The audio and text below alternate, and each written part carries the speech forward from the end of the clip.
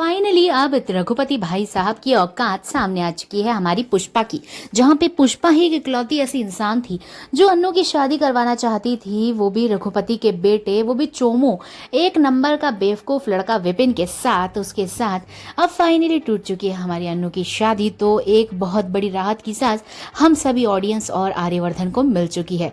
और अन्नू तो चाहती ही नहीं थी विपिन से शादी करना, तो फाइनली ये सारी प्रॉब्लम्स तो हो चुकी हैं सॉर्ट आउट। लेकिन अब एक बहुत बड़ी प्रॉब्लम और बाकी है, वो है हमारे शर्मा जी की दुकान, साड़ियों की दुकान, जहां पे अब वो फाइनली वो दुकान उनके हाथ आने वाली थी अगर विपिन और अन्नू की शादी होती, लेकिन अब तो वो कैंसिल हो गई है।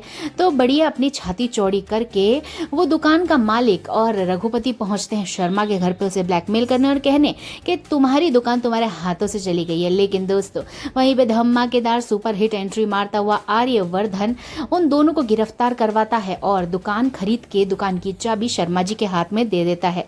इस बात से फाइनली अन्नू और अन्नू की मम्मी बेहद खुश होती हैं। अब अन्नू के जीवन में सब कुछ परफेक्ट है, सब कुछ अच्छा चल रहा है। अब लेकिन अन्नू वो बात नहीं कर पाई है आर्यवर्धन से, अपने दिल की कोई भी बात नहीं कर पाई है। इसलिए वो अपनी एक डायरी में रात में आर्यवर्धन के लिए एक बेहतरीन सा लव लेटर लिखती है। लेकिन दोस्त यहाँ पे हो जाता है एक बहुत बड़ा कांड ये होता है कि वो लव लेटर लग जाता है पुष्पा के हाथ में।